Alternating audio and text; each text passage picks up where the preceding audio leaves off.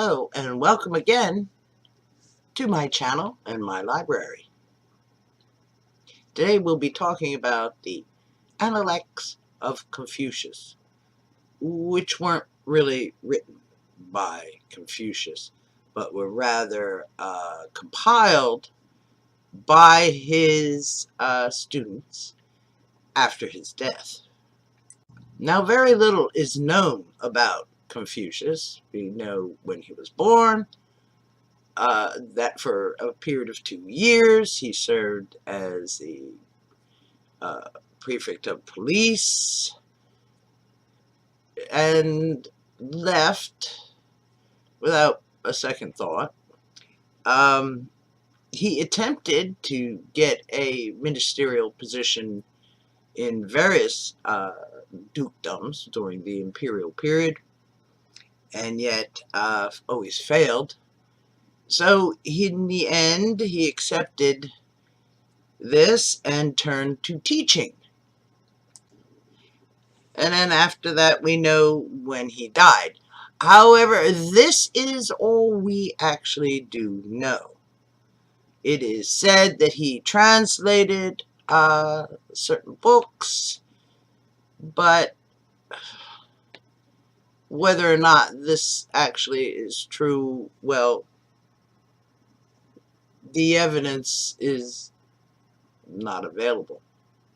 So it is very difficult for us to verify anything about him.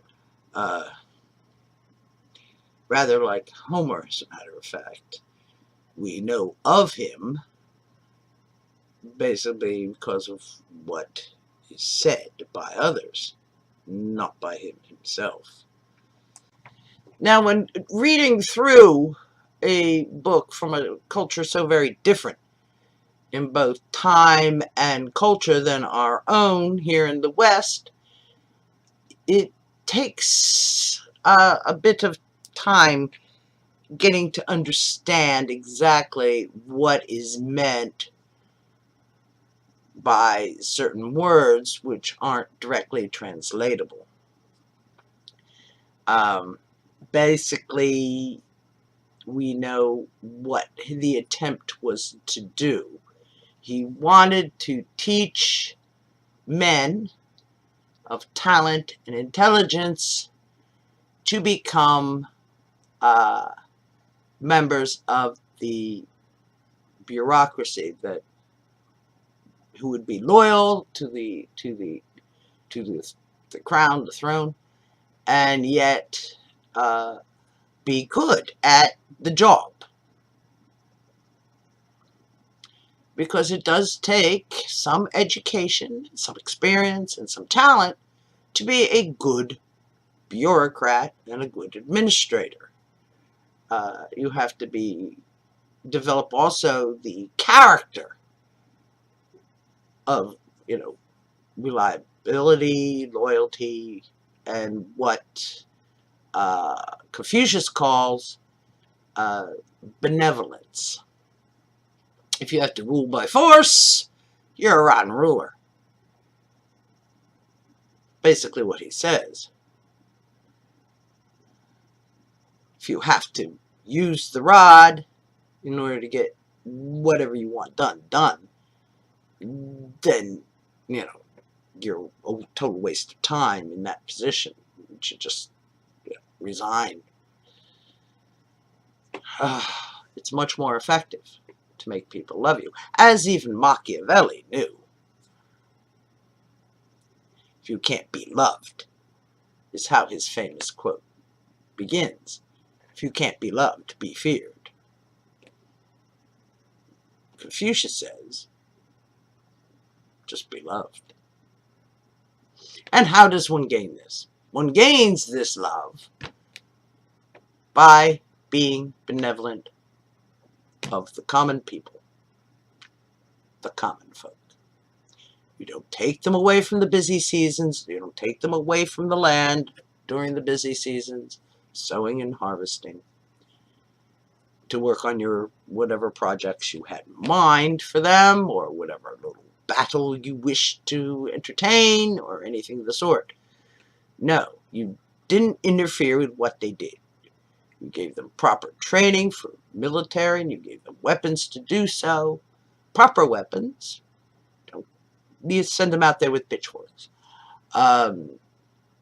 Give them food, medical care, and so on.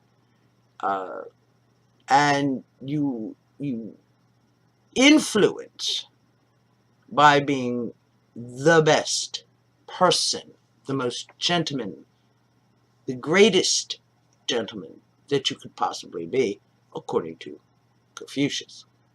And it's quite a list. You have to be educated, you have to be kind, you have to be intelligent, and you have to know a great deal indeed, including mathematics.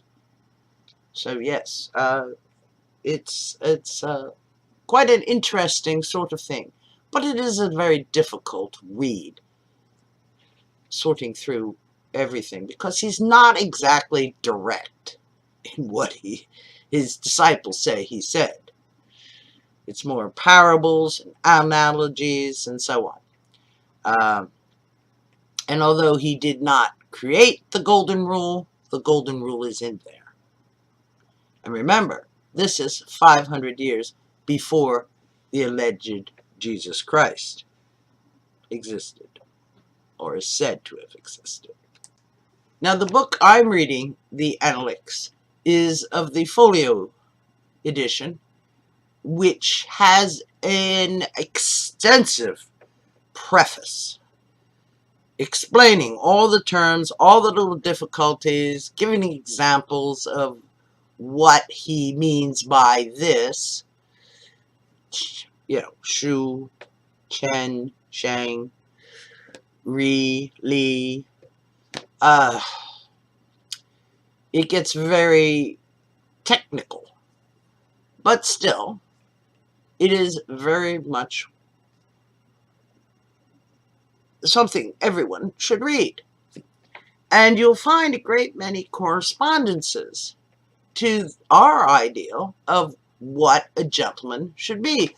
Don't rush, don't seem hurried, be insouciant, have some elan when necessary, being able to rebuke in such a way that no one's offended,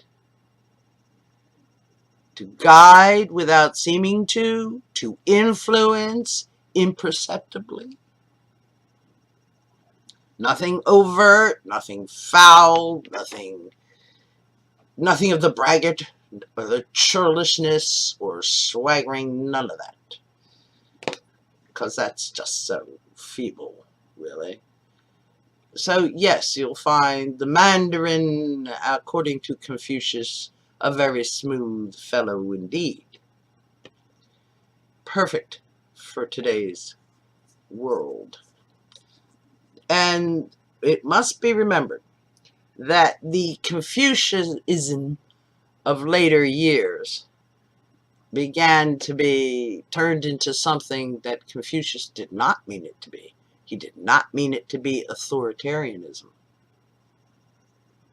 benevolence, and not a totally authoritarian, totalitarian ruling. No, no, no. Caring for others, the father image, as opposed to the dictatorial image, is what Confucius was promulgating in his ethics, which is what his Analects is mostly concerned with. I recommend that you actually get a hold of the copy. Get through the preface, because I'm sure they all come with a rather mighty preface. Because you'll actually enjoy reading the book after you wade on through that and try to understand where the man's coming from. Or rather, where his disciples say he was coming from. I hope you enjoyed this. Thank you for watching, and please come again.